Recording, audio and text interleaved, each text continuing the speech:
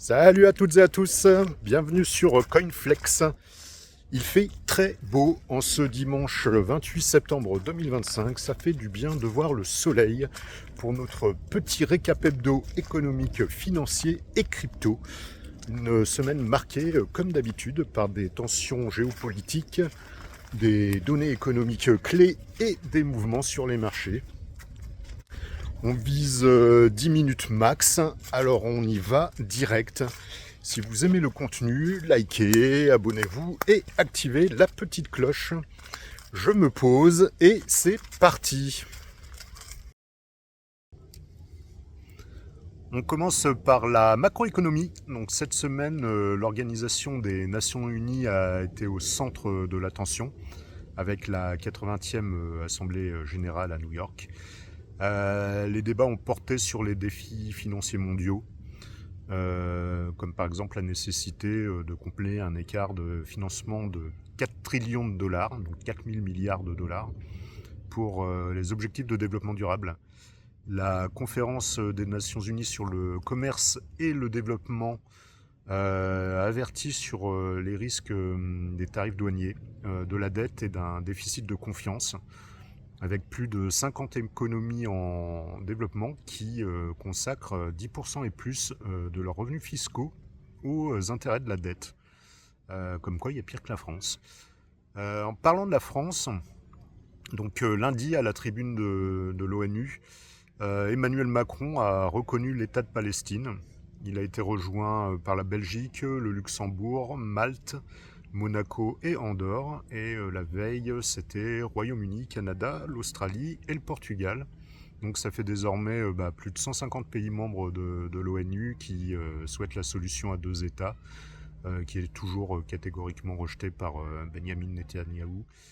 Entre autres joyeusetés, nos amis russes, donc même s'ils démentent en être les auteurs, continuent leurs petites incursions sur l'Europe, avec des nouveaux survols de drones cette semaine.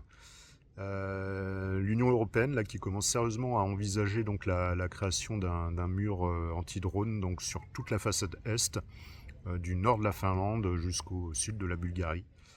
On va passer maintenant à l'économie avec les chiffres clés de la semaine. Donc aux États-Unis, on a eu les commandes de biens durables qui ont été publiées. Donc elles montrent une bonne résilience malgré les incertitudes.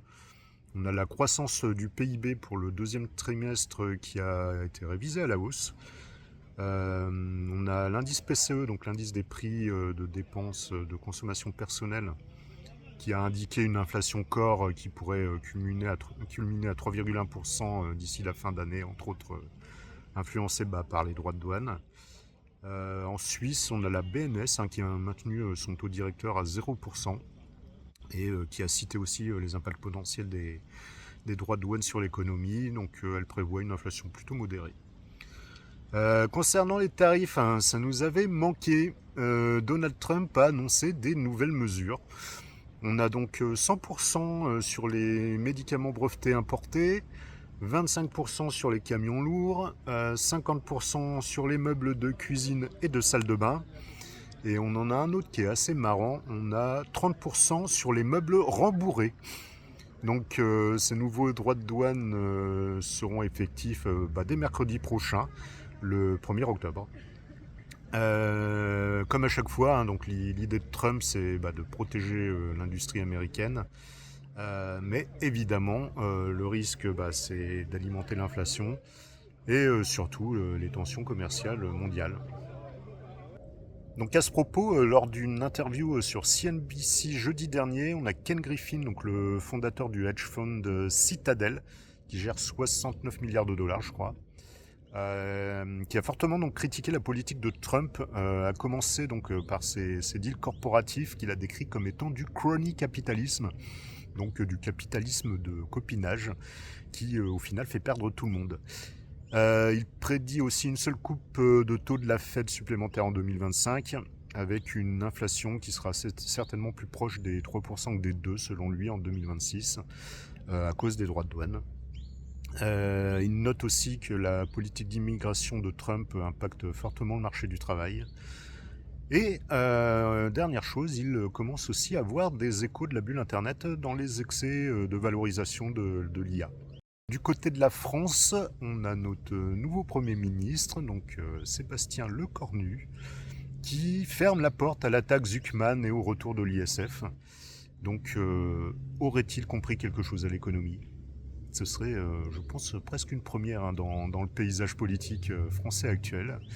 Bref, d'ailleurs j'en profite pour vous rappeler qu'il y a une grève nationale jeudi prochain et qu'a priori les transports risquent d'être pas mal impactés. Donc voilà, prévoyez. Allez, on passe à la bourse. Donc à Wall Street, les indices ont connu une semaine en dents de scie, oscillant entre les craintes liées à l'inflation et puis les bonnes nouvelles du côté de certaines entreprises. Mais on a une rumeur là qui a particulièrement fait parler d'elle. Des investissements potentiels d'Apple et de TSMC dans Intel, donc pour un partenariat stratégique.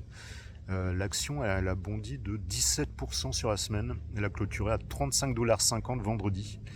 Ça veut dire que le titre il a pris près de 75% depuis le début de l'année. Donc je regrette terriblement de m'être débarrassé de cette action. J'avais un perdu de 18$, je crois, et j'ai tout revendu en février dans les 24 ou 25$, un peu dans ces eaux-là, quoi. Donc une petite plus-value, mais bon, si on avait su, hein, on aurait pu faire bien mieux. Avec des scies, hein, si ma tante en avait, on l'appellerait mon oncle. Bref, en Europe, les marchés restent dans l'incertitude aussi, attentistes sur les taux. Et puis on a les tensions avec la Russie hein, qui pèsent sur la confiance. On a les pharmaceutiques aussi qui sont sous pression avec les tarifs. On a Porsche et Volkswagen qui ont fortement chuté lundi.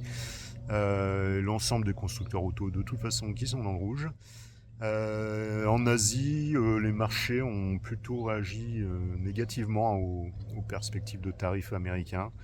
On a évidemment les titres pharmaceutiques, notamment japonais, qui ont reculé. Et on a toujours des préoccupations concernant le ralentissement de la croissance chinoise. Et donc ça continue de peser sur le sentiment des investisseurs. On va terminer le débrief avec les cryptos. Donc une semaine aussi en dents de scie pour ce marché-là. Donc on a perdu presque 200 milliards de dollars. Hein. On a Bitcoin qui est sous les 110 000 dollars, pardon, et Ethereum sous les 4 000 dollars. Mais voilà, c'est une fin septembre qui ressemble un peu plus à ce qu'on attendait finalement. Hein. Donc c'est plutôt pas mal ce sell-off.